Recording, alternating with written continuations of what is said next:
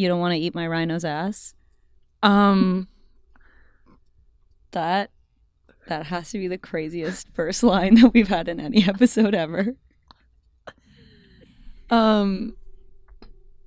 You've left me speechless. Yeah. It's more because it's a triceratops. Guys, literally, good morning, Los Angeles. Look what we walked into Spitball today, and Mordecai had made us little Christmas presents. And like when your boss like gives like company like bonuses and stuff. Literally. We actually got something better. I love this so much. I walked in and this was the first thing that he was like, you have to check out. I got Christmas ornaments for you and Rowan, and I was like, It's so nice. I can understand like why parents like love when their kids make them stuff. Well, but this is actually like cutie. It is cute. He could have handed me his like poop, and I would have been like, and it's gonna be my tree topper. Right, exactly. And he's our producer, hard at work, and he treats his employees well. So there's an important detail about the dinosaurs is they both feature something on their backside. And so Mordecai made it look like my dinosaur sat on a sticky candy cane. Yeah, and I've got a cute little stocking that's the candy cane colors, red and white. Really, really nice. So cute. Thank you, Mordecai. I do think our producer is taking a nap at the moment, so I don't know if he's out there seeing this. Right. Thank you so much. Shout out Mordecai. And I actually did know that it was a triceratops. I was just making a joke and calling it a rhino, but I knew. What about this one? What is this one called? Dustin would know, right? A Pegasaurus? See, a Pegasaurus? No. For me, I know this one as, like, I just called them long necks and Littlefoot because of Land Before Time. Oh, I think that's what, but people call giraffes long necks. Mm-hmm. So, are you saying that's a giraffe? This must be a giraffe. Can you imagine? Literally, we're like, thank you, Mordecai, for giving me a giraffe and Arasha a rhino. And he's like, bye. Give it back. Literally. I guess it's worth telling people that what I told Mordecai when he gave this to us. I went to Colorado for the holiday of Thanksgiving, and I got to see, they have something there called Dinosaur Ridge. Oh, yeah. And it's literally like a place where you can see real dinosaur footprints. Fabian would freak out at that. I guess I got to take him now. It was really cool. I'll actually insert some photos. Yeah. I was having the best time. I was having so much fun. I also laughed really hard while we were there because my girlfriend just is very funny and she makes me laugh very hard. And I was like thinking the altitude was maybe like making me a little silly goofy, but she was reading she was just reading all the dinosaur facts, but really funny. Aww. So that's not... No one, had to be there, I guess. But it was great. You enjoyed it. How awesome. long were you guys there? At Dinosaur Ridge? Not long enough. In Colorado, about 5 days. I loved it. I loved it there. I was in Denver. If you live in Denver, it's kind of popping over there. It's so pretty. My brother went to CU Boulder for college. Loved it. CU Boulder. CU. He did say CU. You were like, CU Boulder? More like, see you, brother. Yeah. Well, it was thanks for reminding me of the time my brother went away to college. Sorry. When I took my brother to college, I was like, what the? Right. I had a really good time looking at the dinosaur footprints, though. It was like super cool. I have a hard time remembering that dinosaurs were like real. Right. Well, because what that reminded me of is I just learned that reindeers are real.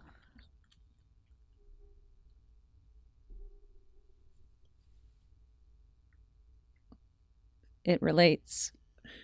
Tell us more about that. It feels that's fair. Yeah. Sorry, I went so silent. No, I was okay. I was actually just thinking.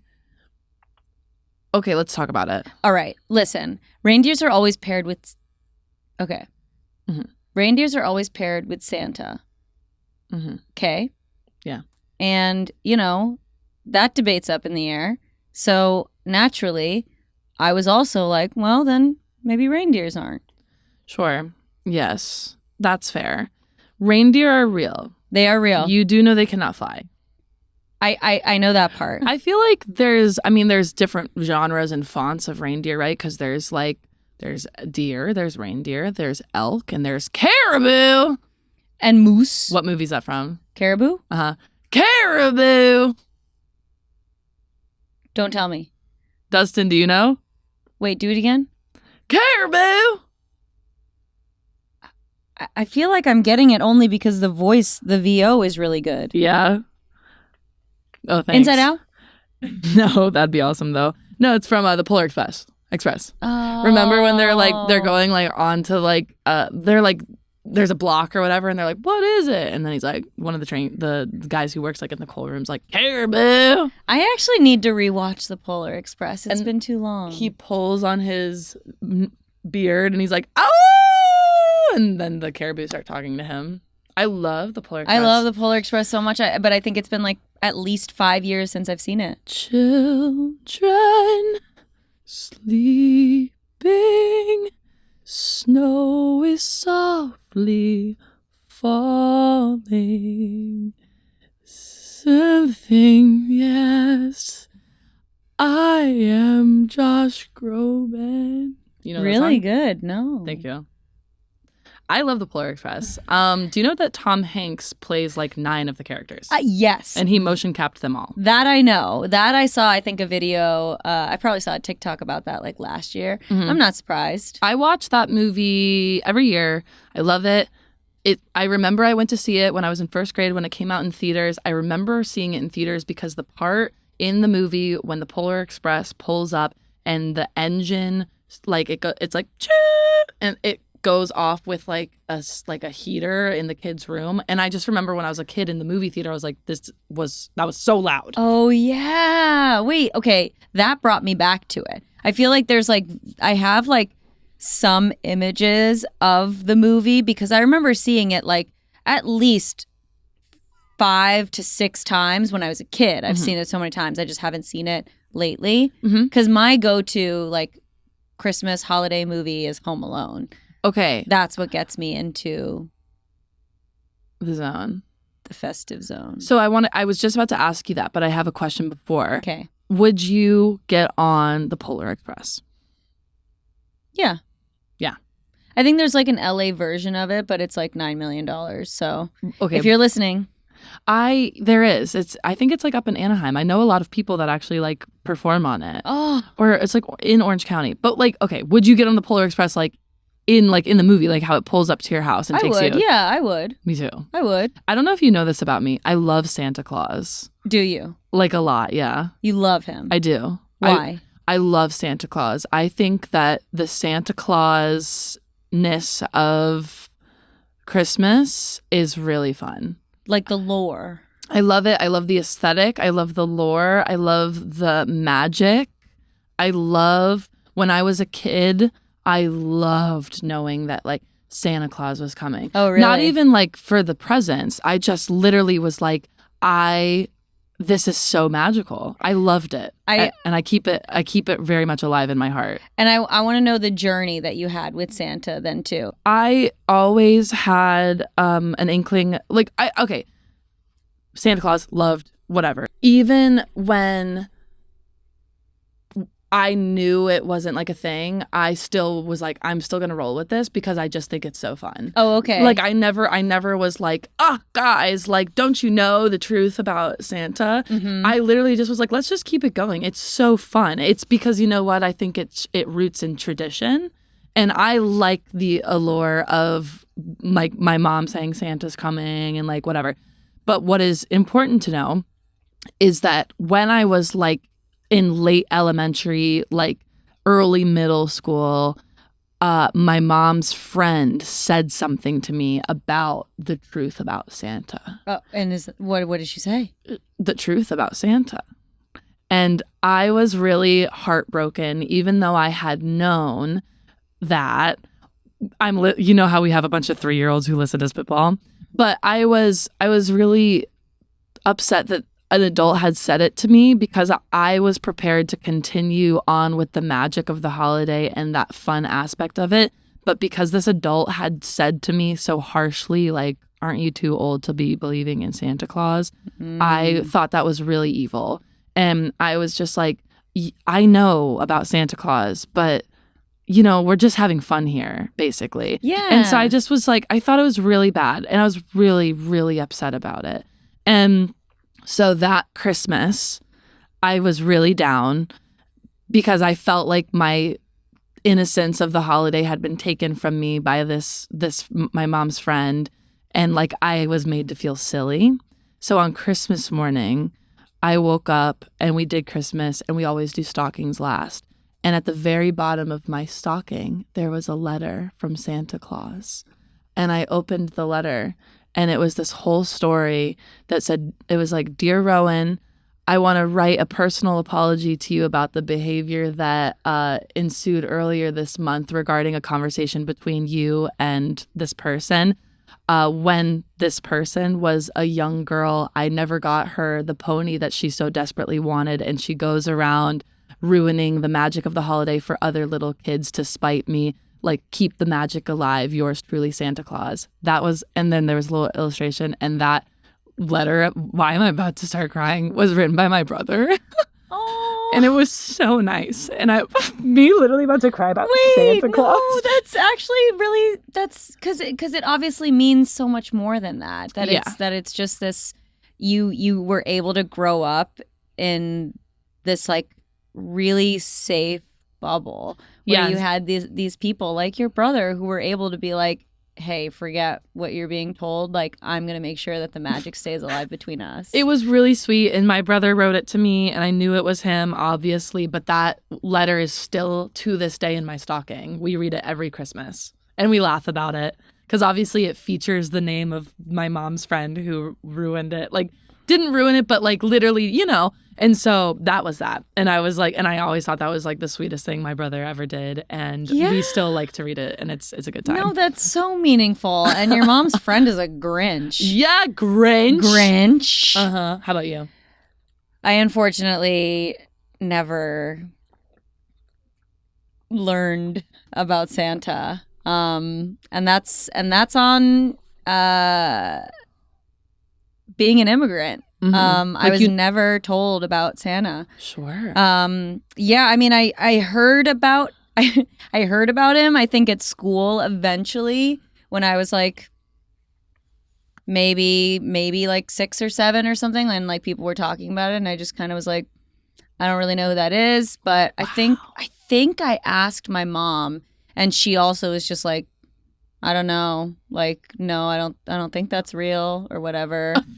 And I was like, I've never met him. I don't know. Right. And I was like, okay, well, that sucks. I'm sorry. No, I mean, there's really, I mean, of course, like there definitely could have been some more magic for me around Christmas. And it's definitely something that I think moving forward into the next year is going to be something that I start working on.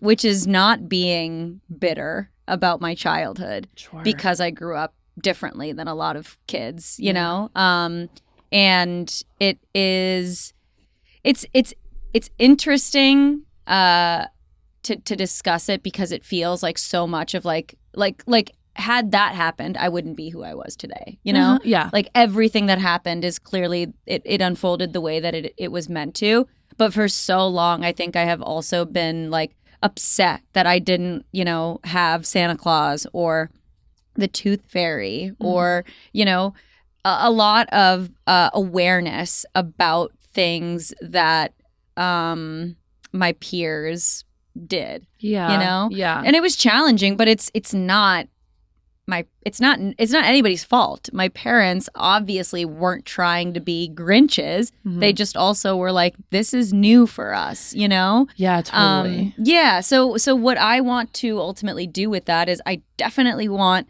my kids to have that magic. So I am able to control that. And that's something that I'm going to do.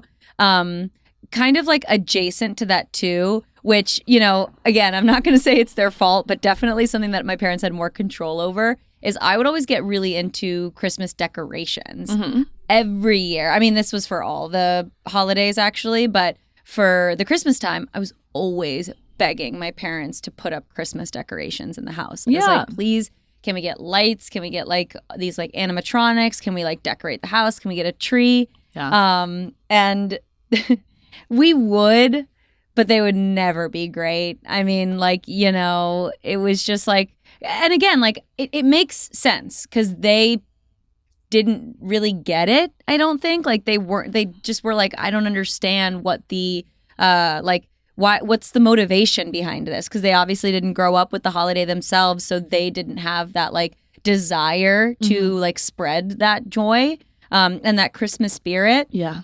So I'm sure it was incredibly foreign to them, and it was what, you know, my brother and I were more exposed to in our environments, like at school. So they were more on the outside of it, and definitely probably felt some discomfort with it. Yeah. But now that I'm an adult, as you know, I claim to be an incredibly seasonal person. I'm so festive. Yeah, you very much are. And I love now being able to take control of that. And like, I put my Christmas tree up on November 1st. Sorry. No, me too. Like, you know, I have the Christmas decorations up, and I'm so it's very hard for me to shop sometimes because I'm frugal. Again, also something from my parents. But it's so easy for me to buy seasonal stuff because I'm just like, wait, I need this. I need that blanket with Christmas trees on it. Oh my gosh, I need this reindeer to be in my house because reindeers are real. So, you know, it's like I have a kind of complicated journey with Christmas and the holidays and the season just because it feels so different and distant from the experiences that I had when I was a child. Yeah. And I'm working on shifting that from being angry and upset and bitter into now being like, you know what? Nobody's fault. Yeah. It's just the situation that I was in. And I'm grateful because I'm here where I am now and I love my life now. Yeah. And that's the beautiful thing about like in adulthood, you have the will and ability to like literally be like, no, I'm going to do things differently. Like you don't have to carry on. Like maybe if Christmas wasn't something you loved in your house as a child or something, like you don't have to hold on to that. You can literally be like, I've decided that I really like this and I'm going to create my own traditions and pass on like a new meaning for this holiday to me through my children. Yeah, totally. And that's in that same vein, like it's interesting because it's like it was my parents' decision. They got to decide how they wanted to celebrate these things and raise their family and stuff, and to put this expectation that they should have already been aware of these traditionally American rituals is just unfair. Yeah. Like they didn't know, but they have since caught up, you know, like these past couple years, Christmas has meant a lot more of some of the, I don't want to say generic, but like, you know, stuff that everybody kind of does. Like my parents are well into Secret Santa now, you know, they know what white elephant is. They are more likely to be like, oh, yeah, let's put the Christmas tree up. And, you know, like now they know about these things. Yeah. And again, now they're embracing it because they know it. And so then hopefully when my kids are around, like that's going to be something that we get to be like, hey, these are the traditions that we're laying out for your grandkids. Like this is what I would like to have for them in their childhood. That's really special and insightful. I want to also circle back just for a moment because I'm like about me crying about Santa Claus for a minute. Literally just because I wanted to say that you bringing all of that up kind of triggered me as to like why I felt like I got emotional. And it was genuinely just because I was the baby of my family. So, and because I felt like so much of the rooted traditions that we had in the holiday were about Santa Claus, like every year us writing Santa letters, baking cookies for Santa, me and my brother watching Santa on the Santa Tracker Doppler thing, like us sprinkling reindeer food in the yard for Santa. Those were all of our traditions. And I felt like if I like admitted to everyone that I was like over it, it would like we would not continue on traditions and do the things that felt like made the holiday so special for us. Yeah. So anyways, that's just why. Dude, you definitely don't have to explain. I mean, like childhood is delicate, you know, and the triggers that we feel that can almost take us back to a moment, like reading that letter for the first time was probably incredibly emotional for you. So it's like that part of your brain is just like, oh, I remember that. And as we age and go into our adult lives, like a lot of that stuff gets pushed down until we like let it come back up to the surface. And a lot of the times it gets jogged when you write or share stories about yourself. So it is by no means embarrassing. I think it's incredibly wholesome to have such really meaningful interactions, especially with your sibling at a young age. So what's your go-to movies that you're putting on? You said Home Alone. Home Alone, absolutely. And that's something that my whole family shared. We love Home Alone. Home Alone 2, of course, as well. Lost in New York. Got to keep track of that. Yeah. I also really liked all the Santa Claus movies. Oh, I love Santa Claus. Those were, and I remember every time I rewatch them, I'm like, I always, like, that was way better when I was a kid. Like, you know, because you're actually, like, watching all of it. The Jack Frost and all of that stuff. So good. Danny Gonzalez, I don't know if you know him, but he's a commentary YouTuber who, like, makes lots of, like, really, like, funny comedy videos. I love Danny Gonzalez, and he has this really funny like commentary on watching the Santa Claus. I watch it every year. It's like a holiday tradition, and he wrote a song to go with it called I'm Gonna Kill Santa Claus because it's literally like, if you remember, the Santa Claus is about like anyone, if Santa Claus dies, the person who finds him is now Santa. It's the Santa Claus. And so, yeah. And so anyways, he wrote this song. I just got that. Really? Remember Bernard the elf, he takes out the card because he's like, you found the Santa suit, right? And he's like, yeah. He's like, and you put the Santa suit on, right? And he's like, yeah. And he was like, then you have adhered to the Santa Claus. It's in the fine print. That's right. Okay, I'm going home to rewatch it. It's a good, the Santa Claus is really good. I think the kid's name is Henry. I love the kid in that's really cute. It's a really good movie. I remember you also saying that you have another tradition of a really like very niche holiday movie that you like to watch, right? I've already watched it. All of the Other Reindeer is my favorite. We watched it while we were in Colorado. I had never seen It's a Wonderful Life. Oh, I haven't seen that either. I had never seen it. I watched it. And? Well, I don't have many nice things to say about it. Ooh. And the thing is that I feel like a lot of people like really love to watch that movie around the holidays. And I think like a lot of people's, the appeal of that movie to a lot of people is the nostalgia that they have attached to it. I don't have any nostalgia attached to it because I'd never seen it. I really enjoyed watching it with like my girlfriend and her family. But as per the movie, I was like, this is kind of a big fat bummer. I find that a lot with several TV shows and movies that people will be obsessed with is that there's a lot of nostalgia attached to it, or it's just something like, I remember watching this when I was a kid and it brings me comfort, and it's like, that's why that movie is really good for you, but it's probably not a good movie. Yeah, it's just, I mean, I understand like it is a classic and it's problematic. Two things can be true. I don't know. Yeah. But I bring that up because afterwards we were like on a roll from that movie and I was like, would you guys want to watch all of the Other Reindeer? Because it's only like 45 minutes. And I love that movie. It's so good. Aww. It's so, so good. If you have never seen it, it's on YouTube. You can literally just find it. It's All of the Other Reindeer. It really is like 45 minutes. Stars so cute. Drew Barrymore as Olive. And I just love it. It's a really fun one. Well, you know what else is something that you do around the holidays? What? Is go to church and confess. Is that true? Do you do that? I mean, I've never done that. I've never done that But either. I think people do that. That's true. Don't they? Don't you like confess your sins on the holiday? I'm sure. Okay. I think that's what we should call the episode, is confess your sins on the holiday. Confess your sins on the holiday. That is today. That is Christmas. Love. Except Christmas isn't today. You're so right. And I admire you because I was sitting over here being like, how do we get to where we're going? And here is how we got it slayed. My tummy just grumbled. I thought that was mine. Y'all, we're confessing our sins. And by we mean we're confessing your sins. We asked you to send us some confessions, and you guys gave us some dirty old confessions. I love when you guys confess because you're all a bunch of freaks. Yes. We promised anonymity, so of course we're not going to say who, but fans, ballers, you all submitted, and we've got some wacky ones that we want to discuss. Shall we get into them? Yes. Do you want to go first? You can go. That was definitely my tummy. Did you eat this morning? Because I didn't. I just had I just had the smoothie from Barry's. The like Yeah. Love. It's a new smoothie called Mango Muse, but Logan and I have a joke where I call it Mango Mush. And so there's just a bunch of mango mush in my tummy. Nice.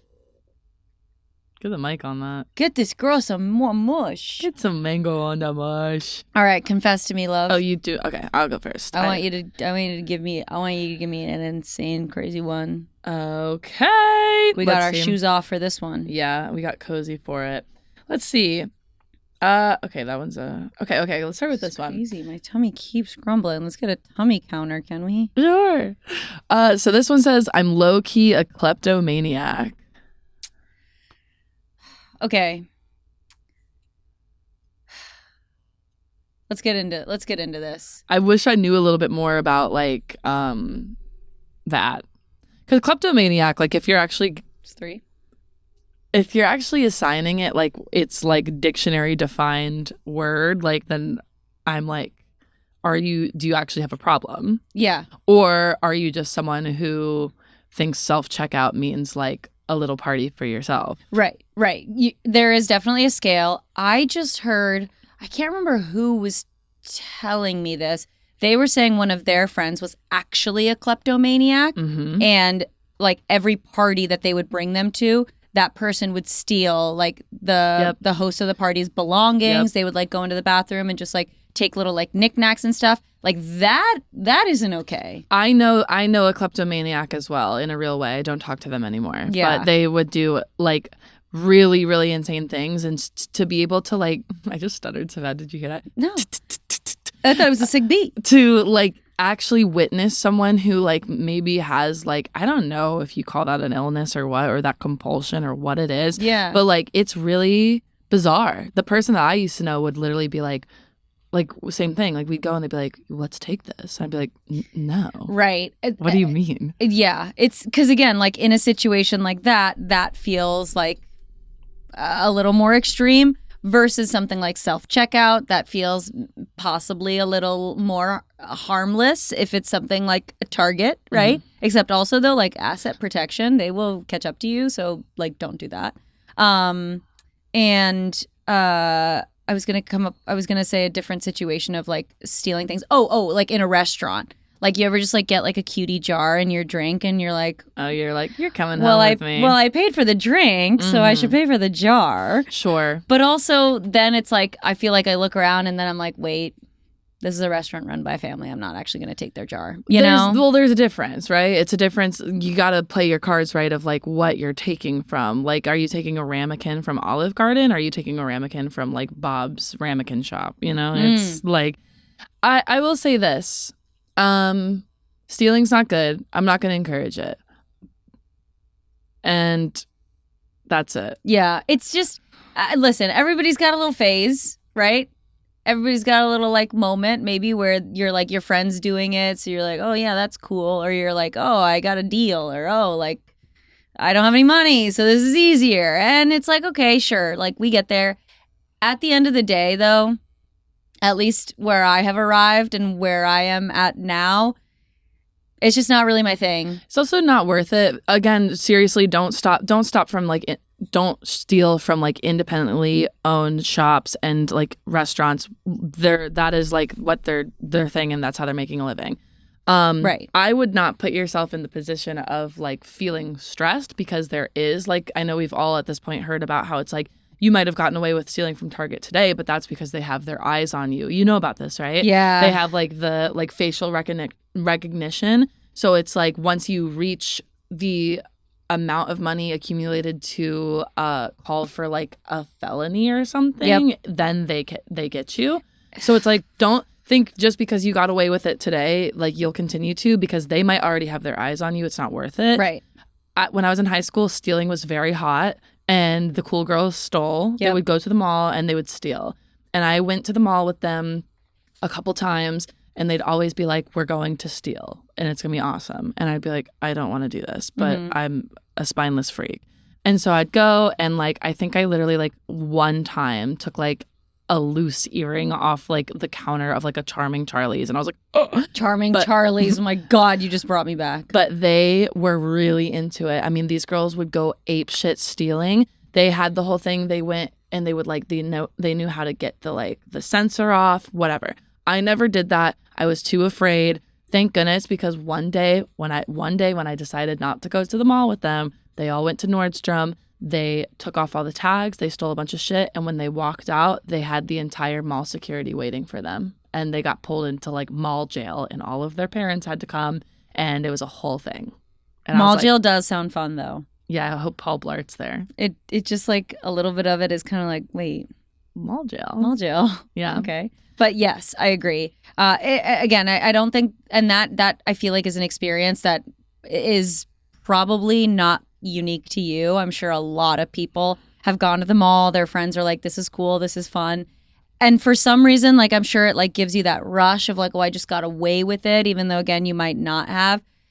At the end of the day, it's just stress. And it's just also like building up on your karma in a weird way where it's just like, regardless of who you're stealing from, it's just kind of like, it's just not worth it. The risk is just too high. And for any kind of behavior that's happened, like, again, it's fine. Just like, just try not to. Maybe just try to wean off of that habit. Yeah. Is my advice. Yeah.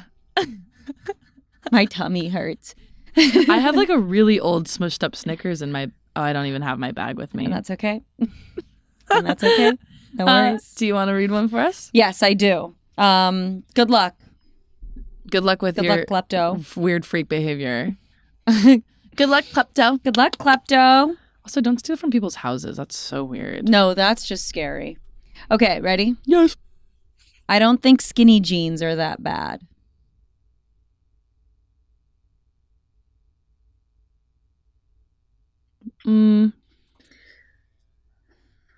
What's like your jean go-to? I know you have feelings about skinny jeans, so let's get it out there. Okay, all right. Look, they're out. They're out. And you know what? It's kind of like you don't have to follow the trends. The trends are always changing. Like 10 years ago, skinny jeans were the moment. It was the only option. Skinny jeans were the only option. You needed to put one leg in, and then do the hop and get them all the way up. Zwinks. And they needed to hug your ankles. Absolutely. I'm more on like the mom jean these days. Like whenever I see that aisle, I'm like, that's where I'm going. Because those just fit me really well. Yeah. I really like, because it's like nice like around the waist, and then it's like a nice like loose like straight on the bottom. My feelings about it is just that like I don't necessarily have to follow the trends, but some part of me just kind of like, I feel like once it's out there and once everybody is embracing it, it's kind of hard to be like, well, I want to be different and do something else. Just for me. Like that's my thing, and maybe that's me pulling into like my trauma of being bullied for being different. So maybe that's why I'm like, I need to go with the group and do whatever it is that needs to be done.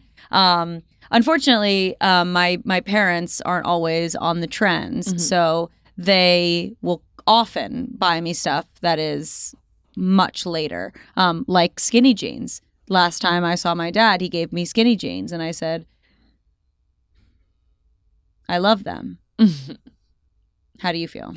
I like a boyfriend jean right now. Like that's kind of like my vibe. Like I like a loose baggy. I was really into skinny jeans because like I had my finger on the pulse of like what I thought was cool when I was like younger. Oh, like, yeah. You know, so I was like, I would see something on Tumblr that I thought was like so cool. Then I would get it. I wear it to school, and then everyone would tell me I was a loser. I'd be like, okay. Right. So I had purple leopard print skinny jeans. I had neon green skinny jeans. I had hot pink skinny jeans. I was like the weird freak wearing neon green skinny jeans, listening to Owl City on my Zune, and that's like kind of still the person that lives inside of me today. Oh, absolutely. I would not wear them today. Well, the thing is that it's like, I agree with you, but I'm also kind of like, the way I feel about clothes is if it looks good right now, then I'm going to wear it. Yes. So it's like for example, I went shopping the other day, and I'm not really one to wear skirts, but I found this really, really cool denim long skirt from Vans. Okay. It was very cool. Those are in. Yes, very flattering. And I like looked at Bridget in the dressing room, and I was like, is this weird if I buy this? Because it's really just not like what I wear. And she's like, it looks great. And it's been like one of my favorite pieces of clothing that I've worn so far. Because like to put that denim with the like cool platform like docks looks cool. Yeah. So it's like, do I wear skinny jeans? Do I buy them? No. If I found a pair of skinny jeans where I was like, wait, I could make this work and look cool, am I gonna like be like, but I can't because they're skinny jeans? No. Right. No, you're so right, because like at the end of the day, it's just like I wear leggings. Did you ever wear jeggings? Of course. Jeggings are crazy. Jeggings were crazy. But it's like skinny jeans, like I'm sure so many of my jeans are quite similar to skinny jeans. I think the skinny jeans that I think of when you say skinny jeans is I go back to Abercrombie and I go to like the high waist super skinny or ultra skinny. Yeah. And I just remember them like gripping my legs for dear life. Yeah, I think of like Old Navy as well. Yep. Like Old Navy. Yeah, they were in. They were. Well, I'll tell you what, growing up on the East Coast, it was literally skinny jeans, Uggs, baggy sweatshirt. You were that bitch. Don't like, get me started on the Uggs. Because that was like what it was like when I was in middle school. It was like weird freak skinny jeans. But then by the time I'm like in high school, I'm a cheerleader. I'm like whatever. Like I was like skinny jeans with your Uggs right above. Like, you know. Oh, yeah. Oh, yeah. That takes me back. But it's so tough. There's just this pressure of like you have to catch up. And if you're not wearing what everyone else is wearing, it's like loser. And it's like, but why? When it's almost just like that ticket then is too easy. Because then it's just like, okay, so go to the mall, buy skinny jeans, put them on, and now you like me? Right. You know? Yeah. Well, I mean, really at the core of that is no one cares. No one cares what you're doing. Moving on. Do you think because no one gives a shit about you? Yeah. In a good way. But if you're out there being like, skinny jeans, and period, that's kind of like no one's going to touch you. Sorry that you just said that. Oh my God, this is so cute. You just said that because you said skinny jeans, period. And something I literally was going to say, but then I decided not to, was skinny jeans makes me think about getting my period in middle school, wearing skinny jeans and being like, I'm wearing a pad because I'm in middle school, but I'm also like wearing skinny jeans and I'm so uncomfortable. Right, because it looks like I'm stuffing a diaper in here. Yeah, I remember that struggle so bad because I'd literally be like, I want to wear the skinny jeans, but I have this pad on and I'm also probably bleeding through. Real. Anyways. Real. Literally the most overstimulating, uncomfortable situation. Okay. I hacked into my friend's Google account in high school to take a copy of her study guide. I think that's just smart. I mean, it's theft. Oh. Oh. Right? Yeah, I mean, like technically you're breaching someone's private storage. That is true. Okay. Yeah, wait, you're right. You're like, awesome. I was like, that sounds great. I mean, I want to know more. I want to know why the friend wasn't sharing the study guide in the first place. Like, yeah, I think that's my first question is like, why did you have to hack? First of all, how did you hack in? And is this a friend? Is it really your friend? Yeah, why didn't you just ask your friend for her study guide? I guess when I think back to school, I definitely had the friends that were like competitive. You know, the friends that weren't just like, we're all in this together, we're all going to study. The friends that were actually just like, oh, I made a great outline for the exam, but it's only for my study group. Mm-hmm. And it's like, okay, well, I guess I see the motivation behind being like, all right, well, I'm going to get that. I can't even like comprehend that because I just never studied. I literally never. I studied in high school, but definitely in middle school, I was like, what the heck? Homework? You can't catch me with that. I literally was like, I'm not studying. Like, literally, I was like, no. Studying? Like, right. Like, thinking of, like, a study guide, like, is just so, like, I don't know. I enjoyed it in high school because I turned it into, like, more of just, like, a project of, like, ooh, and I want to, like, make a very, like, pretty one-pager. Yeah. But then when it came to actually like looking at it and taking the information, I was like, I already did the work. I wrote it all down. Well, I was going to say that's the truth of it all, right? I even find that now when I feel like I have to, like for like work and things like this, like I already feel that I have studied something like lines, right? It's like for me, I'm like, I already read them. I know it. Yeah. And I also think, not to be like this, but like we've talked about this before, I have a photographic memory. Yeah. So it's like, that's how I feel like I would retain things. Where it was like writing it down or thinking in class and being like, boom, I have it in there. Writing it, like doing a study guide, and it just does nothing for me. I'm just looking at something. I mean, no, same. Like mine plays out like not necessarily where like I just need to look at it and I've got it. Like my memory, again, like I would also claim photographic memory, but in the sense that like I would just need to like stare at it for a few seconds and like see it, and then I can look up and see that, right? Same with auditions. I just need to see the line, and then I'm like, okay, got it. But then the trick is to not be visualizing the line whenever you're doing a tape, you know? When you rehearse your lines for auditions, do you just read them over and over again, or what's your method? Yes and no. I have a really good memory, which works really well as an actor. It's a good tool to have in your box. I'm still figuring it out. Like the way that I have been doing it is I just need to see the lines, and then I have them, or like again, like in my head, it just kind of like lines up where I'm like, okay, that's the page, I can see it. And it worked in school.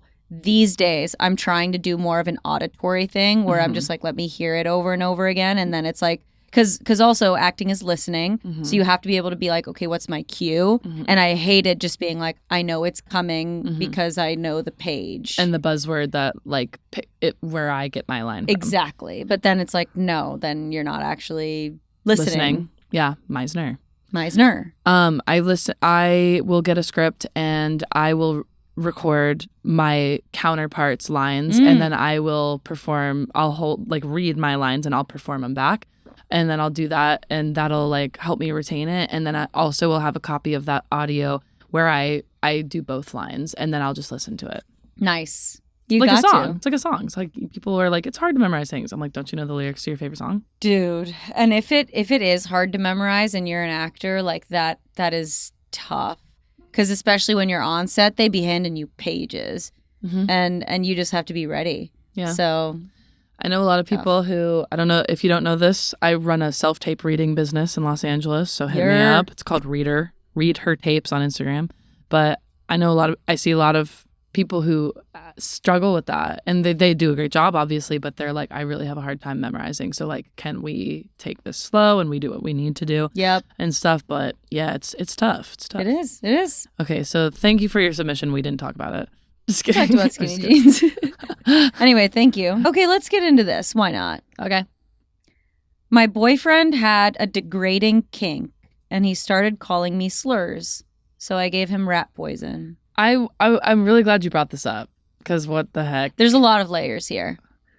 I want to start with the degrading kinks. Okay, that's a real thing. Yes, and, no kink shaming, but it's important that whatever it is that's happening in the bedroom is consensual. Of course. And mutual. That is super, super important. You're right, because it's like you can't expect other people to have kinks that you have, and you can hope and have communication with your partner that if you're like, listen, this is a kink of mine and like I really want to like lean into it, like, yeah, it's like the participation of both parties is necessary, paramount, to like cultivate a healthy sexual space. But if he's like, she might hate that. What if she has a praise kink and he has a degrading kink, and then it's just like everything's off kilter? Right. But also, especially because like degrading kinks not just like, oh, I think it's like hot when this. It's like, no, if you're not into it, you're not into it, and in fact, can very easily take you out of it. Right. Which is and also slurs is insane. No, that's the concerning part of it. Is it's not like, so he likes to degrade her. He is like, I am king and I will call you a slur, and that's hot to me. Yeah, because usually like it would be like, I have a degrading kink, I want you to call me a loser. Exactly. Or like, call me a slut. Like, so, like, take me. That's not to me. Take me now. Oh. I don't have mango mush either. So that makes me actually think that that's not a degrading kink. It feels like that's like a power kink, or like a superiority kink. A degrader kink. Yeah, exactly. But it's scary. Yeah. And again, it's like, it's different if I mean, it's not different. The expectation isn't. I'm just saying more like if it's more of like not a partner and it's just somebody that you like just met or a one night stand kind of situation, I guess I see where it's a little bit more of like, oh, this kink just kind of popped up and like you're not really going to discuss it. But what really disgusts me is when people show up into a sexual context and just with the idea of I'm here to get off. Yes, of course. And it's like, sorry. There are two people. This is a dance. There's two or more of us here. Yeah. You know, like there's that. I know. And I can't. It's just kind of wild to me that people have the audacity to just kind of lead with these kinks because it's like okay, if you have a choking kink, like you just gonna like fucking choke someone and be like, I love this. And it's like, you have to be like, hey, I enjoy this. Is that cool if I do this? Like, it's just the basis of consent. Every kink requires a conversation for sure because there has to be consent on both ends. That's why it's like kind of like, I've never been in a situation where I was just hooking up with someone and like kinks came out because I feel like there's a conversation at large that has to take place. And oftentimes it's like, that will have to take place with like someone you are reoccurring sexual experiences with, like maybe not even a partner, but like a hookup that you're doing, like, but you can't just like whip that out of nowhere. Also, I'm getting pissed off because I'm like, you're right. Like, why is he degrading you with if there's no consent? And B, why is he using slurs? Like slurs to me doesn't read as degrading. No, that's that just seems inappropriate. No, it's straight up harassment. Right. You know? And it's just like, for me too, I think I've talked about this before, but it's just like, again, this comes from the people pleaser mentality that a lot of women definitely have as well, which is just this idea of like, I need to make sure that everyone else around me is okay and happy. And in a sexual context, I have definitely been guilty of doing that, of being like, oh, I don't want to like get them out of this moment. I just want to make sure that it's still good. So I'm just going to do like, you know, whatever it is that they're kind of suggesting and stuff. And it just ends up, you know, taking you out of it. You end up feeling uncomfortable and certainly not sexy. And then you're just like, and then you feel guilty because you're just like, why did I do that to myself? And I wish that I didn't do that just to let the other person enjoy it. Yeah, you're so right. I've been in so many of those situations too where it's just like, let's just get this done. Ooh. Like, you know, where it's like I don't feel seen or respected in this situation. Yeah, okay.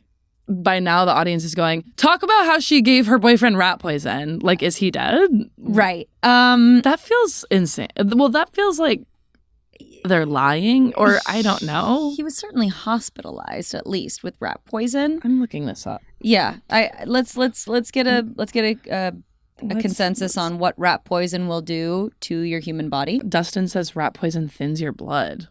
Oh, that's bad. So yeah, I mean, of course, poison. Period. Right? I mean, I wouldn't say you did good, girly, but like definitely like. That guy doesn't sound like an amazing person. I mean, and it's upsetting that he was your boyfriend and treating you like that. Yeah. I think the probably like more natural next step maybe would have just been like immediately in that moment. Like, again, I don't know if this is the quote unquote right thing to do, but like it's hard to have an in the moment reaction that is appropriate. But I would think that, you know, you would hear a slur or something, or I guess if I was in that instance, I would be like, can we stop? Yeah, be like, whoa. And then it's kind of like, hey, that's crossing a line. Like, I'm not okay with that. And then maybe per their reaction, see what the next step is from there, right? Like if it's like, oh my God, I'm so sorry, I don't know where that came out, or like, oh, my bad. Yeah. Then it's like, okay, let's continue to have a communicative conversation about our sex. Yeah. But if they're like, well, I liked it, right, then it's like, all right, let me feed you some of this. So I guess that is just really, I'm like, I don't know. Yeah, it's honestly, the situation at large sounds horrible. Yeah. It sounds like he was doing something that wasn't great, and it sounds like you did something kind of insane. Okay, great. Let's move on. One more? Yeah. Did you? No, me. Yeah, you. Okay. I slept with my best friend's ex after we stopped being friends, and then I ghosted him. This is a great conversation. Should you go after? No. Ever? No. That's mean. It's just strange, you know? Like, it depends, I think, what the extent of the relationship was. Like, if it was just like, oh yeah, like I liked that guy once, but like nothing ever happened, and then your friend is like, actually we have a connection, something happened, and it's like years later. Okay. Yes, that's, I guess. Sure. But when I think of the people that I've been in relationships with, like, maybe I'm putting an importance on it, but like if somebody is my boyfriend, I'm like, you are important to me, and we have shared a lot of intimate things together. And when we break up, it is a separation of all of those things, but there's still like some sort of like, I don't know, bond or some sort of like, there's always going to be I think some kind of attachment in a weird way. And so, there's history. So if when I think back to any of my ex-boyfriends, like if any one of my friends today were like, oh, well, I actually really like this guy, and it's one of my exes, I would be like, dude, like, I would rather you not touch that. It's hard to say, right? Because I think you're right, where it's like, I can see a world where it's like, I've dated girls where it's like, we didn't work out, so whatever, Sure, like you want like them to be happy. Like I think about previous like girls I've dated, and I'd be like, okay, like I don't know, like it didn't work out for us, we're not together, we broke up, whatever, like but that's also because like no one has ever felt that important to me. Sorry. Damn. Sorry if you're any of my exes. Like I'm kind of like, sure, whatever, we didn't work out. Now it's like, it's different if you think about someone maybe you were in love with. Like if I had a close friend like go out after someone that I was in love, I'd just be like, what the heck? Why? Yeah. I mean, well, because then again, like it also will unfold later in some awkward situations, right? Like let's say you don't have a good relationship with an ex, but it was somebody that was very important to you, right? And it was a long-term relationship. You definitely were in love. One of your friends now wants to pursue that. You invite them all to your birthday party.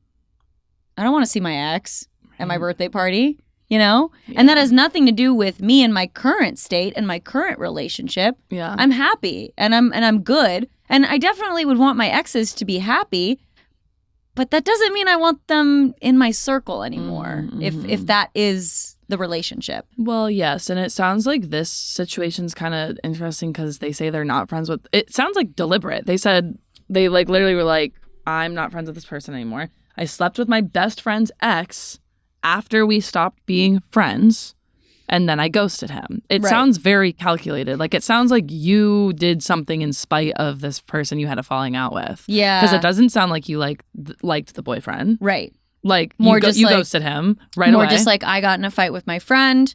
I am mad at that friend. Oh, her ex is single. I'm going to go date him. Yeah. And then dated the ex. And not even date, just hook up. Just hook up? Yeah, so. Yes. I mean, I think it sounds like you and your friend had some drama, and that was your retaliation in some way. Which is a lot of the times of great importance too. Like friendship breakups, just as real as relationship breakups. So I'm sure a lot of that that dynamic feels like a 3-way betrayal. Yeah, that's tough. That's a whole lot of hurt. It sounds like to me. Yeah, to be honest. And it doesn't feel like anybody left feeling good. Yeah, it literally sounds like that couple broke up. You and your friend broke up. That girl, your ex-best friend, doesn't have her boyfriend anymore. You slept with her boyfriend. Then you go to the boyfriend, so the boy got ghosted. Everyone's hurt. Okay, great. I literally don't have anything else to say. That's truly it. Yeah. Wow. Wow. Thank you all so much for submitting your confessions. I think we have to confess something as our spitball. As a spitball, of course. I confess that... Oh boy, okay, boy. I confess that I had E. coli a couple weeks ago, and that was really tough for me. Is that why you were texting me and you were like, I'm down bad? Yeah.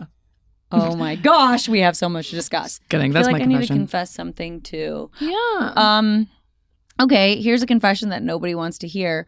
My poop today was one smooth chain. Wow. I know. Okay, we both have like poop-centric confessions. Mm-hmm. And I've never seen you with non-almond shaped nails, by the way. Oh my God, thank you so much for noticing. They're beautiful. I did my first square nail. It really suits you. I like it. Thank you. Yeah, maybe I will rock it. It's a Russian manicure. Oh. If you've ever gotten those. Is that one where they do it like really fast? End the episode. You have it this time. It's one where they have greater focus on the cuticles. Oh. So I was bleeding. Oh, sure. Thank you all for watching. Thank you for submitting your confessions for the holidays. We will certainly be doing more confessions episodes. This series will continue. So if any of these confessions inspired something in you, please make sure to submit for the next time. You can always DM us like in advance and we'll just kind of like pocket it for the next confession story. Just send us your wildest things. Again, we're not going to reveal who it is unless you're like, I want them to air it out. So let us know. And don't give your partner rat poison. And if you do, maybe just have a conversation. Just communicate. That's what it all comes down to. We'll see you next week. And wear your skinny jeans. It's okay. Oh, yeah. Okay. Yeah. Okay. We'll see you next week. Bye.